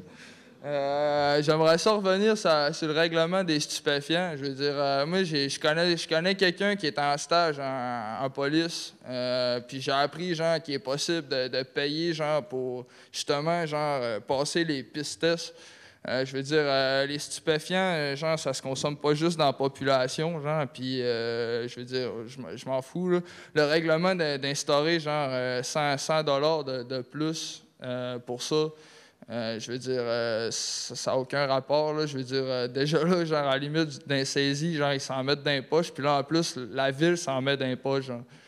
C'est de la conspiration, là. Excusez, là, c'est le savoir, genre, que je sais, genre.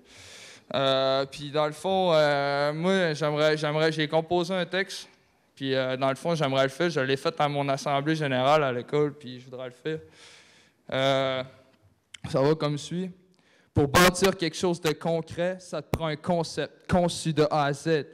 Je sais ce que c'est d'avoir à essuyer les regrets du passé, les débris laissés derrière. Je cherche plus les techniques pour vous plaire, puisque la quête de prestige m'apparaît soudainement comme un flagrant manque d'humanité. Ça suffit, je m'accroche à ma vie, un poète parolier, agressif. J'ai envie de planter mes canines dans le système afin de rallier les gens comme avant. Seulement les jeunes de mon temps n'ont plus une conscience commune. Ce qu'on a en commun, c'est chacun pour soi. Je parle pour vous en dissuader, manipuler, à perdre le sens que nos prédécesseurs se sont battus pour. L'état de nature, vaincu par prédateurs, Inuits, Aztèques, Iroquois, divergence pourtant semblable. Premier contact avec la nature.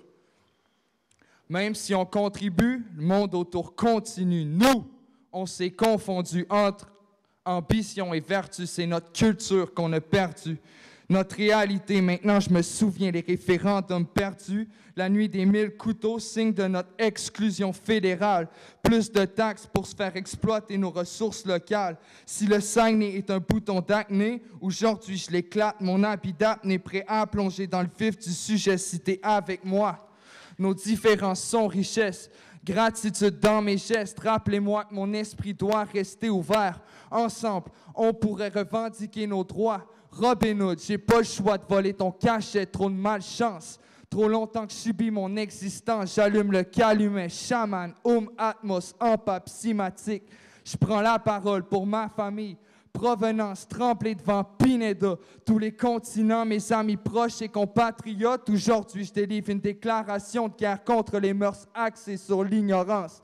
Tel un moine, j'ai dû partir en exil pour comprendre qu'il n'y a rien de plus important que débuter le changement par soi-même. Avant d'apporter la révolution au front, ils se souviendront, voilà le slogan dans mon cas. Sans résultat, je viens de graduer soldat à leader. Le lotus est le serpent responsable des générations à venir. Tranquillement, on commence. Cependant, soyez prêts à répliquer armes à la main. Après le bruit des casseroles, les coups de feu jailliront. Les flammes de l'enfer même, eux, viennent nous supporter. Cerbère, je lâcherai pas le morceau tant que mon flag sera pas planté sur la colline parlementaire. Les patriotes modernes vaincreront en position avec Orion. Je fais mon propre cancer. Vous téléphone Légion, vous qui m'avez laissé la lésion vers mes ambitions. Merci.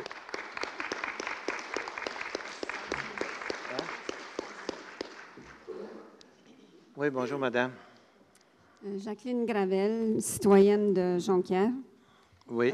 J'ai lu dans le journal qu'il y a des ventes de terrain par promotion Saguenay, si je ne m'abuse. Pas promotion à la ville. Par ville Saguenay. Oui. Ah, OK. Et puis, que c'est dans l'intérêt des citoyens. Oui. Comment est-ce que ça peut être dans l'intérêt des citoyens si Ville-Saguenay fait compétition avec les entrepreneurs privés puis les citoyens privés? OK. Alors, souvent, la Ville fait compétition. Par exemple, quand la Ville déneige, il y a des endroits dans la Ville qu'on souhaite déneiger nous-mêmes. Souvent, on pose l'asphalte nous-mêmes. On répare des trottoirs. C'est la Ville qui le fait. Puis aussi, j'aime ça, moi, parce que ça permet de comparer les prix. Hein, quand tu dis que ça nous coûte tant, on a les coûts de ça, puis l'entreprise privée nous charge-tu vraiment moins cher, plus cher? Ah bon.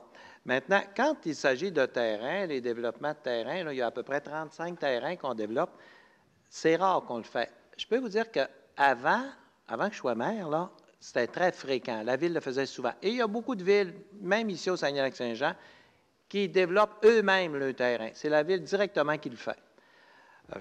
Je regardais Saint-Bruno qui le fait beaucoup. Il y en a beaucoup d'autres.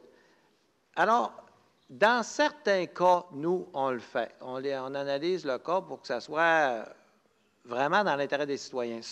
À cet endroit-là, c'est l'entrée d'un parc. Et je ne sais pas si vous savez, mais on a une des plus belles pistes de vélo de montagne au Québec. Une des plus belles. Je me dis que c'est la deuxième en qualité, en tout cas. Mais on veut protéger l'accès à ça. On veut que ça soit bien pensé, que tout ça, ça soit bien pensé. Alors, ces terrains-là, on a décidé de les faire nous-mêmes, de les ouvrir nous-mêmes. Il va y avoir un tirage au sort. Il y a d'autres cas qui s'en viennent aussi. On va avoir des terrains au lac Kenogami, on va en avoir beaucoup, puis ce sont de très, très beaux terrains. À ce moment-là, Moi, je ne sais pas ce qu'on va faire. Moi, je souhaiterais qu'on les donne à l'entreprise privée, mais peut-être pas. On va les offrir à l'entreprise privée. Si on a un prix qui n'est pas raisonnable, on va les garder nous-mêmes, on va les développer. Alors là, la compétition avec l'entreprise privée, c'est quelque chose de très fréquent à la ville. Toutes les villes, d'ailleurs, ont des activités. Il y en a qui ont des centres de congrès. Nous, on est une des seules villes qui n'a pas de centre de congrès. C'est le privé qui le fait. Mais dans les autres villes, prenez Québec, mais beaucoup d'autres, Sherbrooke, Gatineau, toutes ces villes-là, ils ont un centre de congrès qui fait compétition aux hôtels. Mais c'est un mix des deux, là, mais oui, allez-y, madame. Oui, vous dites, vous voulez protéger l'accès en vendant les terrains? En contrôlant, parce qu'on pourra en mettre plus de terrain, mais si on en met plus, on coupe l'accès, puis le contracteur, lui, veut faire de l'argent. C'est correct, c'est normal. Alors, lui, il peut faire ça d'une façon différente. C'est assez délicat, ces terrains-là, puis on a décidé de les faire nous-mêmes. C'est pour empêcher des personnes de construire un genre de chalet ou une maison privée? Ou non, ce sont des terrains normaux, là. Des terrains comme tous les terrains en ville, pour des résidences unifamiliales. Pour des résidents. Mais comment est-ce que des résidences pourraient protéger l'accès? Bien, c'est parce que s'ils en placent au mauvais endroit, puis en mettent trop, puis à un moment donné, tu n'as plus accès au parc, on veut que ce soit harmonieux, ce coin-là. On a eu des expériences, des fois, qui n'étaient pas agréables à la ville. On s'est rendu compte, après que le développement soit fait, que ce n'était pas vraiment de notre goût. Prenez à Rivière-du-Moulin, le parc. Bon, on est obligé de déplacer des pistes de ski de fond, puis on est obligé d'arranger ça. Bon, on a fini par s'organiser, mais ce n'était pas vraiment de notre goût. Mais le contracteur, il est correct, lui, là. Le contracteur, lui, il a un terrain. D'ailleurs, on a été chanceux de mettre la main sur ce terrain-là. Si un contracteur l'avait mis avant nous autres, il aurait pu nous jouer des tours. Lui, le contracteur, il a un terrain, mais le plus de terrain possible. Puis il dit à la ville, c'est bien de valeur, là. Si tu n'es pas content, moi, je ne suis pas là pour faire plaisir aux citoyens, pour leur permettre l'accès d'un parc. Je suis là pour vendre le plus de terrain possible, que ce soit le plus rentable possible. Mais nous autres, ce n'est pas juste la rentabilité. Malgré que ce projet-là, là, il va être payant. Pas tant que ça, mais il va être payant pareil. Alors là, nous, ce qu'on fait, c'est qu'on veut contrôler ce secteur-là. On l'a bien analysé, ça fait longtemps qu'on est là-dessus. OK. C'est des terrains que vous aviez. Vous n'avez pas achetés. On les a achetés. Ah, vous les avez achetés? Oui. Ils étaient à vendre. N'importe qui aurait pu les acheter. C'était l'acquisition. OK. Puis au lac Kenogami... Non, mais on a gardé une partie des terrains. On l'a gardé pour avoir accès au parc. Là. On aurait pu peut-être en faire 45 terrains avant. Mais on en mange juste 35 parce qu'on en garde une partie pour sauver le parc. C'est pour ça, pour le stationnement et tout ça. C'est pour ça que la Ville a acheté le terrain. Puis je pense que c'est le meilleur coup qu'ils ont pu faire. Puis moi, je les félicite tous ceux qui ont travaillé dans ce dossier-là. C'est dans mon district, mais moi, je suis très heureux de ça. Okay. Puis au lac Kenogami, c'est quel terrain? Ça, c'est autre chose. Ça s'en vient. C'est un groupe une banque de terrain dont on a hérité. Là. Puis en temps et lieu, on va en parler, mais ce n'est pas encore le temps. C'est pas assez avancé. Est-ce que c'est des terrains qui sont... c'est en location comme c'est là ou c'est non, des terrains... c'est vacant, là, comme c'est là. Des terrains vacants. Ouais. Quand est-ce qu'on va le savoir? Où est-ce qu'on a accès? Honnêtement, je n'ai pas le calendrier, mais je sais que ça va venir, c'est sûr. Merci. Merci. Merci, Mme Gravel. Merci. Bonjour, Monsieur le maire. Oui, bonjour. Je ne veux pas me fâcher, mais la semaine passée, j'étais fâché. Bon, une semaine. C'est parce que ça fait 40 ans que moi, j'entretiens des bouts de chemin au lac Kenogami. On avait une subvention de la Ville. Nous, on payait une partie. Puis là, ils ont décidé de tout canceller ça. Alors là, j'étais en feu. Parce que ça fait 40 ans que tu travailles sur des chemins pour les mettre assez propres. Là, j'ai dit peut-être que la Ville va les prendre, les chemins non verbalisés. Ça, par exemple, ça serait une bonne nouvelle. Et je sais que ce n'est pas leur intention. Non. Leur intention, eux autres, c'est de bâtir des bâtisses, mais pas des chemins. Vous voulez que je vous en parle? Oui, parlez-en, parce que c'est le temps. On va vous en parler. Bien là, vous êtes défaussé, ça donne bien. Je vais vous en parler. Vous allez voir que ce n'est pas parce qu'on veut. Vous avez raison. On devrait continuer, puis ça ne coûte pas si cher que ça, les subventions qu'on donnait, parce que les citoyens payaient la moitié. Donc, ça faisait quasiment notre affaire, parce que normalement, on paye la totalité, tandis que là, on payait juste la moitié. Il y en a partout de ça, là. Il n'y en a pas seulement au lac Kenogami, puis tout le monde a eu le même traitement. C'est que la loi dit ceci. La loi, elle dit, la Ville peut intervenir pour entretenir le chemin. Autrement dit, on peut le déneigement, passer la gratte, on a le droit d'entretenir. Mais on n'a pas le droit de refaire un ponceau, c'est illégal. On n'a pas le droit de faire ces choses-là. Alors, comme la loi est venue nous limiter dans ça, on n'a plus le droit de le faire. Honnêtement, je ne comprends pas vraiment cette loi-là, parce que, dans le fond, ça fait l'affaire des villes, ça arrange tout le monde, ils devraient nous permettre de le faire. Mais les lois, là, vous savez, comme moi, qui ne sont pas tout le temps de notre goût, puis là, je me dis, c'est que ça vient faire. Parce que dans plusieurs cas, c'est une affaire de 25 000 $. Puis si c'était nous autres qui l'entretenaient au complet, qui en étaient responsables, ça coûterait bien plus cher que ça. C'est un bargain pour nous autres. La subvention qu'on vous donnait, là, c'est un bargain. Mais on n'a plus le droit. Ça faisait 40 ans, M. Tremblay, qu'on recevait ça. Là. Ça fait pas un an, là. Ah, oui, mais la loi ne dit pas... La loi n'a jamais changé. C'est pas vrai. Des ponceaux, chez nous, il n'y en a pas. Au Lac-Kenegami, il n'y en a pas de ponceaux. Bien, en tout cas, de l'infrastructure, on n'a pas le droit. Ben, vous n'avez pas le droit, mais pourquoi vous prenez un bout de chemin puis vous le faites, puis après ça, la gratte vient tourner presque dans ma rue, puis après ça, il revire de bord. C'est ridicule. Il faut là le prendre, ces chemins-là, puis c'est final. Parce que si vous ne prenez pas ces chemins-là, on va se défusionner avec Jonquière puis vous autres. C'est bon. Parce OK, que là, mais ça moi, n'a je ne pas peux pas vous dire d'allure. plus que ça. Traiter du monde de même, sans avertir d'avance. S'ils nous avaient averti au moins une lettre, puis se rencontrer, pas Bien, ça, les conseillers sont au courant de ça, là. Les Excusez-moi, conseillers, je ne veux pas savoir des conseillers, je veux savoir l'administration qui a cancellé ça. C'est à lui de nous aviser d'avance. Monsieur le maire, au dernier conseil de ville, justement, j'en ai parlé. C'est qu'en octobre 2014, les travaux publics, ils ont eu une réunion. Hein? Monsieur Michel, vous étiez présent. Ils ont été coupés dans leur budget de 2 millions. Donc, au Lac-Kenogami, dans les chemins non verbalisés, j'en ai 12, donc c'était 35 000 En mars 2015, en fait, moi, je n'ai rien su là, de la réunion du octobre 2014. Cependant, en mars 2015, une citoyenne de Lac-Kenogami me téléphone parce qu'elle a téléphoné aux travaux publics à savoir le pourcentage de la subvention 2015. À sa grande surprise, on lui a répondu « Vous n'êtes pas au courant, madame, vous n'aurez pas de subvention cette année. » Donc, elle m'a téléphoné. Suite à ça, j'ai fait des rencontres avec Mme Godin, M. Denis Simard, après ça, M. Laval-Claveau. On en a discuté, j'en ai discuté aussi avec Mme Dion. Cependant, le citoyen apporte un très bon point. Comment se fait-il que, l'élu n'a pas été informé? Puis deuxièmement, ça fait depuis le mois de mars que je demande à ce que les citoyens de la Kenogami reçoivent une lettre conforme en donnant les détails du pourquoi ils n'auraient pas de subvention en 2015. C'est tout à fait une façon de faire qui, à mon point de vue à moi, c'est un respect envers les citoyens aussi. En même temps, ça leur démontre le pourquoi ils n'auront pas de subvention, Monsieur le maire. Merci. Il faut que je vous dise, il faut que je rajoute à ça, là. Il ne faudrait pas que les gens pensent que ça s'applique juste au lac Kenogami, là. Hein, voici le Garger-Lac, Kenogami, La Terrière, Jonquière, chez Pichard, Chicoutimi-Labbé.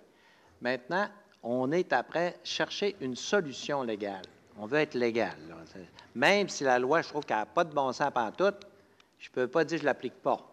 Alors là, on est après chercher une solution. Puis j'aimerais que vous nous aidiez à demander au gouvernement de changer cette loi-là. Nous autres, c'est sûr que je vais en parler. Changer ça, c'est que ça donne une loi comme ça. Dans le fond, si on peut subventionner quelqu'un, puis c'est nous autres qui gèrent le territoire, si on peut subventionner un groupe pour lui permettre de faire des infrastructures, puis c'est que ça fait. Là, ces infrastructures-là, dans plusieurs cas, là, ils répondent peut-être pas aux critères de largeur puis tout. Oui, mais si le citoyen est content de ça, lui, tu as un chemin, puis le citoyen est content de ça, ce qu'on ne peut pas faire, c'est reprendre. On pourrait, mais là, il faudrait remettre le terrain, il faudrait remettre le chemin aux normes si on en prenait en possession. Mais vous avez raison d'être frustré. C'est vrai que ce n'est pas plaisant, puis on cherche une proposition, là. C'est ça qu'on est après de travailler, parce que quand une situation n'a pas de bon sens, des fois, on trouve une solution. Puis moi, j'ai demandé, regardez-moi ça, voir si on ne trouverait pas quelque chose de logique. Comment on peut s'entendre avec vous autres pour avoir une certaine compensation, parce que, je vous le répète, ce n'est pas une question d'argent, là. Ça ne coûte presque rien, toutes ces affaires-là. C'est pas beaucoup. Mais c'est agaçant, puis vous avez raison. On va travailler ça. En tout cas, j'attends une réponse d'ici un mois, à la prochaine Assemblée. Monsieur le maire. On ne peut pas passer l'été sans gravelle. Là. On ne demande pas de l'asphalte, on demande simplement de la gravelle. Alors, je ne vous promets pas, parce que légalement, c'est toujours compliqué. Je ne vous promets pas que vous allez avoir un chèque le mois prochain. Là. Je dis qu'on cherche. Aidez-nous aussi à chercher.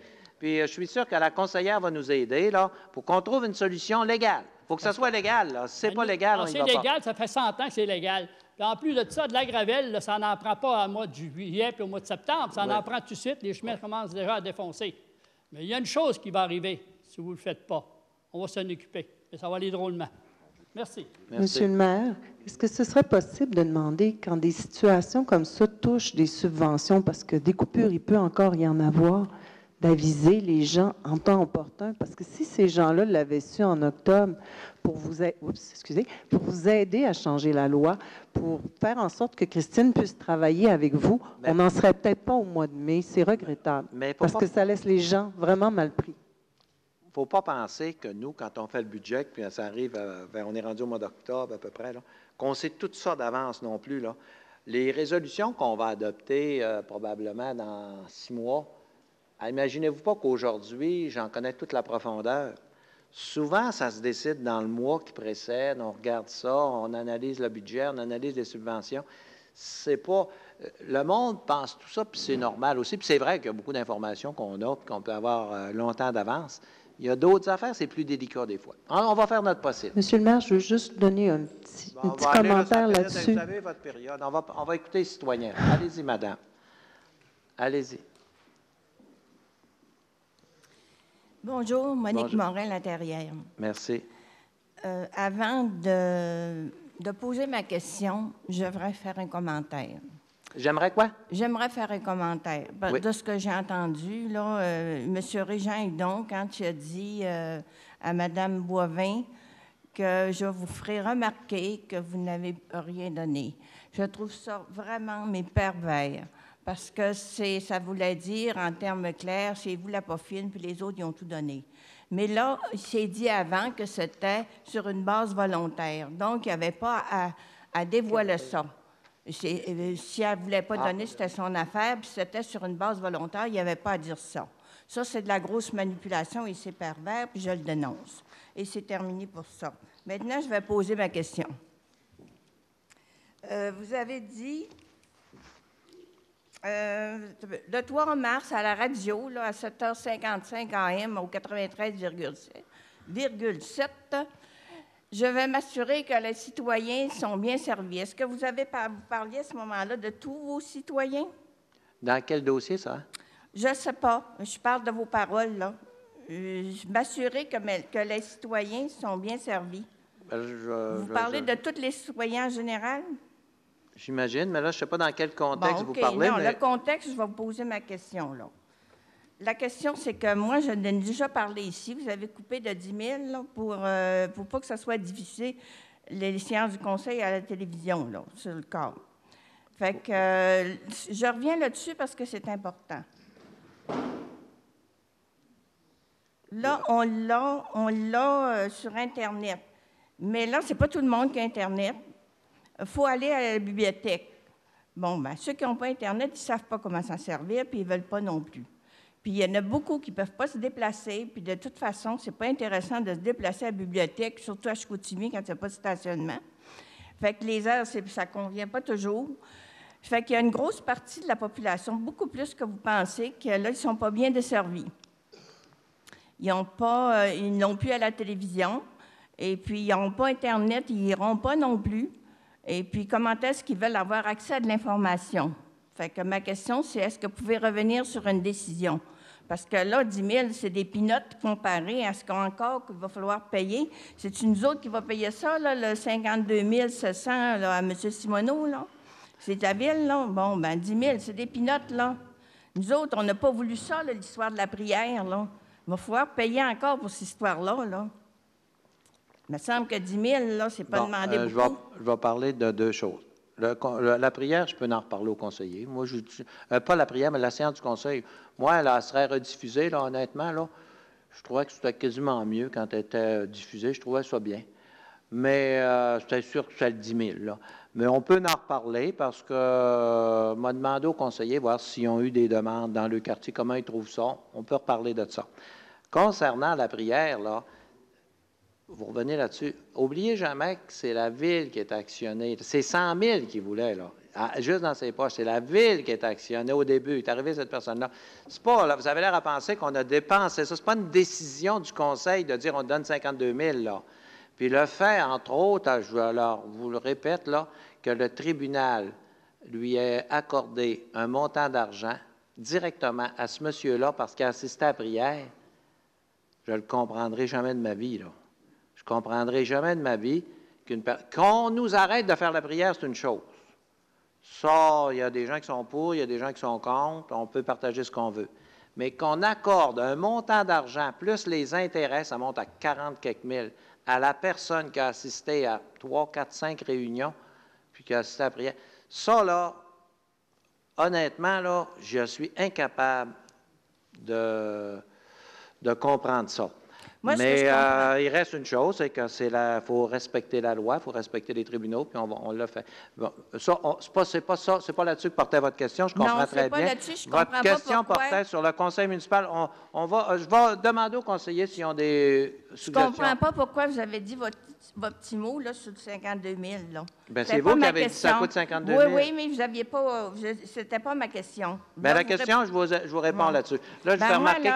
Il y a des gens qui se rajoutent, ça fait plus d'une demi-heure, mais on va les écouter pareil. Oui, puis la dernière chose que j'ai à dire, là, sur 52 700, je suis contente qu'il l'ait, ce monsieur-là, mais ce n'était pas à nous autres à le payer. C'est tout ce que j'avais à dire. Merci. Merci, madame.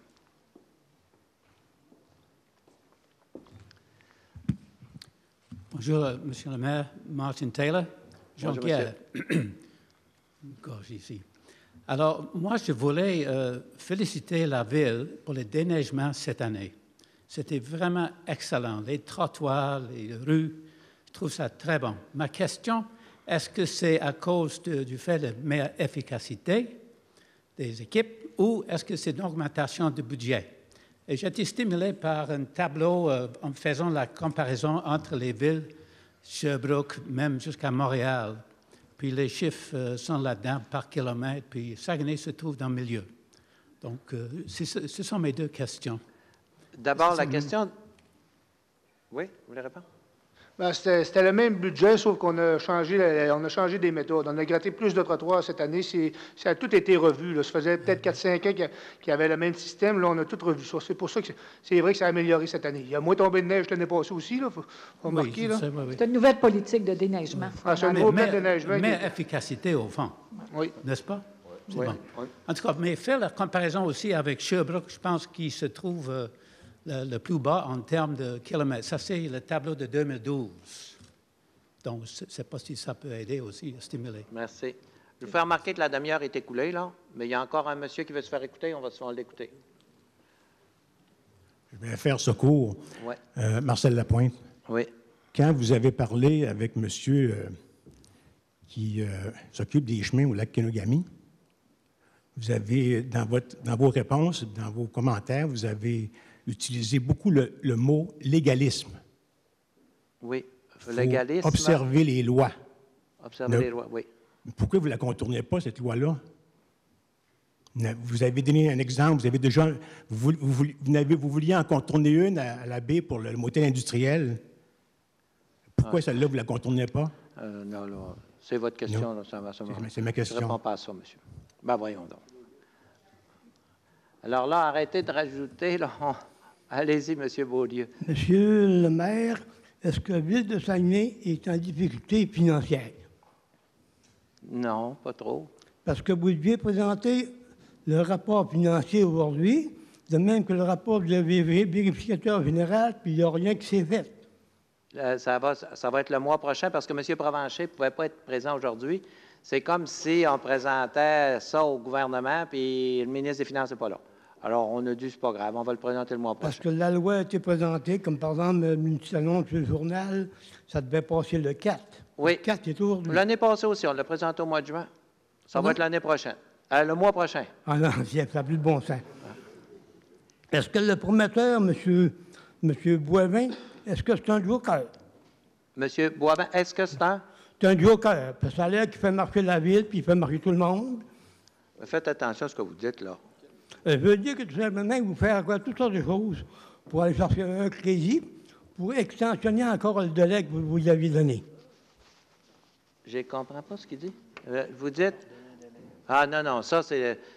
nous autres, c'est le meilleur coup qu'on a jamais fait, ça, Gagnon Frères. Si ça marche comme on le veut, là, c'est... Vous vous rappelez quand Gagnon, je vais vous le répéter, là, mais comment ça a commencé, ça? C'est qu'à un moment donné, il y a à peu près 4 ans, arrivent à mon bureau des spécialistes nous disant le stationnement étage derrière Gagnon Frères doit être refait complètement, ça va coûter 7 millions.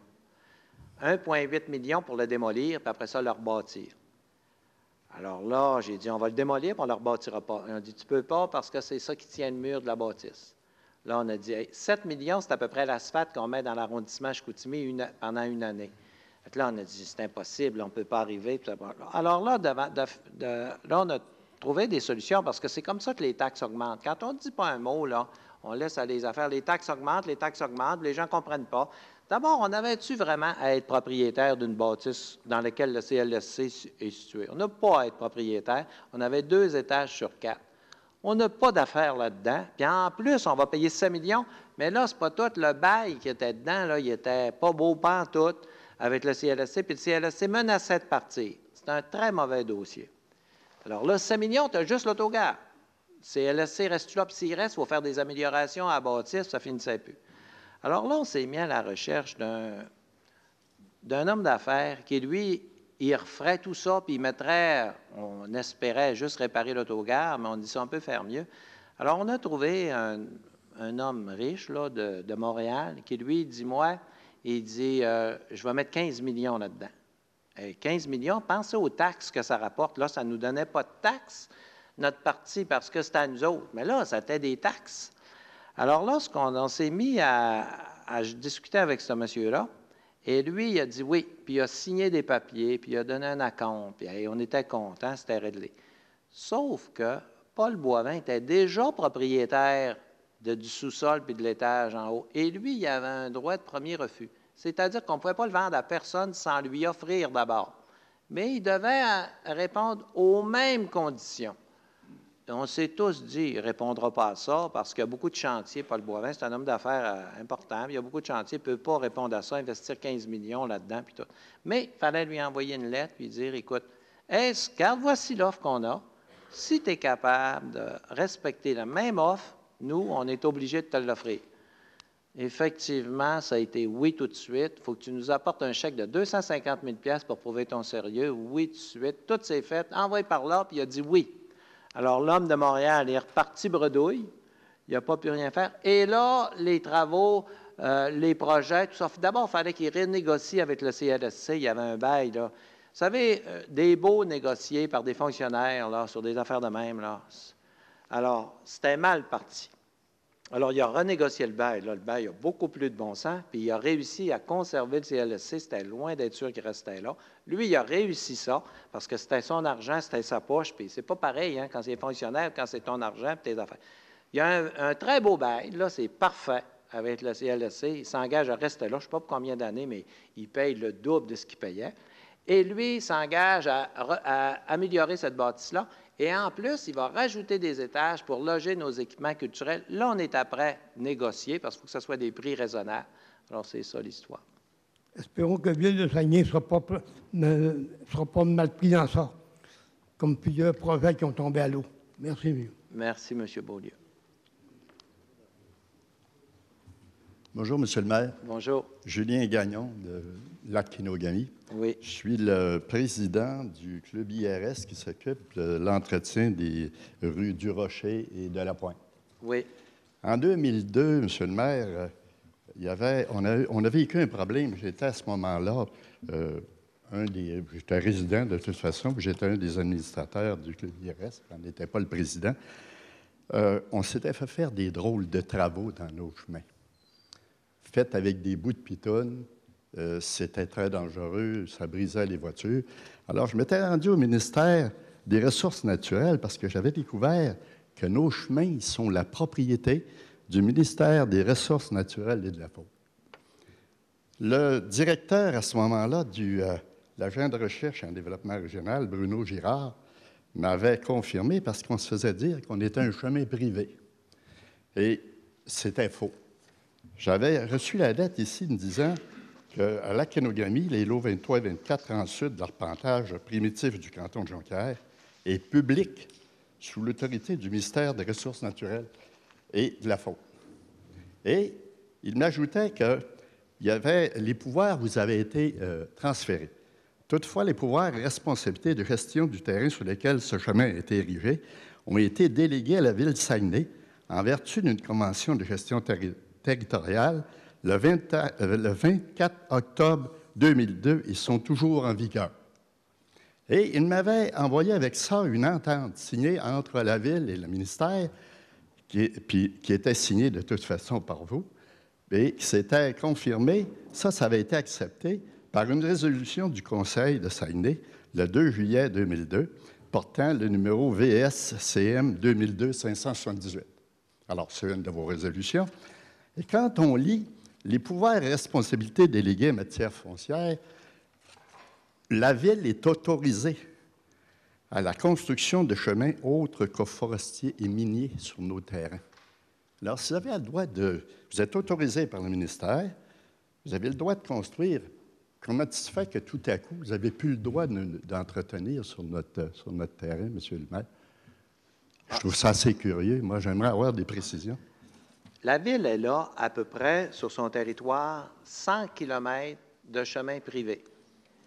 Alors, c'est des chemins qui ne sont pas publics, c'est des chemins qui sont privés, qui appartiennent à des groupes et tout ça. Et la loi est claire. Écoutez, c'est les avocats de la Ville là, qui le confirment. On n'a pas le droit de les entretenir. Mais on aurait le droit, comme vous dites, de construire un chemin. On a le droit de construire un chemin. D'ailleurs, on en fait des chemins. On a le droit d'en construire un. Mais quand un chemin est privé, on a le droit de subventionner l'entretien, mais pas les infrastructures. La loi est très claire là-dessus. Monsieur le maire, il n'est pas privé, notre chemin, il est public. Il y a deux sortes de, clair, là. Il y a deux sortes de public, là. J'ai le document. Il y a public dans le sens qui appartient au gouvernement. Il est public dans ce sens-là. Mais moi, quand je parle d'un chemin privé, c'est un chemin qui n'appartient pas à la Ville. Parce que tous les chemins que vous voyez, quand vous circulez en auto, là, ça appartient à la Ville, c'est-à-dire aux citoyens. C'est à eux, ça. C'est des chemins publics. Les autres chemins, ce sont des chemins qui appartiennent à des groupes, mais vous n'êtes pas propriétaire de l'assiette du chemin. C'est le ministère, peut-être, qui est propriétaire. Mais ça, c'est sûr. Mais de toute façon, là, monsieur, votre dossier particulier, là, c'est sûr que vous m'arrivez avec un dossier, là, que je sais pas, peut-être que le vôtre n'est pas comme les autres. Il faudrait, ici, à la table, j'ai rien. Il faudrait qu'on l'analyse, que je vous donne une réponse de ce dossier-là particulièrement. Monsieur le maire, à l'été 2001-2002, on avait des problèmes. Même la Ville, la police ne voulait pas intervenir sur nos chemins, disant qu'on était dans un chemin privé. C'est pour ça que je me suis intéressé, parce que quand j'ai constaté que tous les lots qui nous donnaient des terrains, j'ai fait faire des vérifications, ça appartenait au ministère des Ressources naturelles et de la Faune. Et en aucun cas, ils nous ont dit, en tout cas, moi, les réponses que j'ai eues, absolument pas que c'était interdit que vous fassiez des travaux. D'ailleurs, vous faites notre entrée de la rue du Rocher jusqu'au Y. Vous grattez, vous faites des travaux. Gratter, oui. Gratter, on a le droit. Ben oui, mais vous avez... Mais pas d'infrastructure. Mais, monsieur, je ne veux pas vous ostiner, là, vous avez peut-être raison. Je ne connais pas, votre dossier. Peut-être que vous, il n'est pas comme les autres. Vous apporterez ça, puis on en discutera. Monsieur le maire, moi ici, là, parce que le monsieur, c'est vraiment le chemin du Rocher. Si je regarde ma liste des chemins non verbalisés à la Kenogami, le chemin du Rocher n'y fait pas partie. J'ai le chemin Baie des Trèfles, chemin des Bosquets, rue du Gazoduc, chemin Bécascuya droit. Ensuite, j'ai la rue des Gélinottes, chemin des Bellevilles, la rue du Rouge-Gorge, chemin des Pluviers, la rue du Coteau, l'Anse de l'Acadie, chemin de la Brise et chemin Bouchard. Alors ça, c'est les 12 chemins qui sont non verbalisés. Ce qui veut dire, chemin du Rocher n'est pas un non verbalisé, monsieur le maire. Mais pourquoi vous ne réglez pas ça à l'arrondissement, toutes ces affaires-là? Bien, c'est parce qu'on essaie de l'arranger, mais sauf que, monsieur le maire, je pense qu'à un moment donné, ça va prendre plus. Là. Ça va prendre des gens au niveau, les avocats. Je peux le regarder, mais parce que moi, j'ai le document, effectivement, j'ai le document. Vous me le donnerez. Du ministère. Me le donnerez parce que je ne connais pas le dossier. OK. Mais excusez, je ne dis pas que vous avez tort, là. Je fais des rencontres, puis on n'a pas de réponse. Pour terminer rapidement, monsieur le maire, se faire dire le 30 avril qu'on n'aura pas de subvention, s'il vous plaît, là, voyez à quelqu'un quelque part qui ne s'occupe pas de son affaire de s'en occuper. Merci monsieur.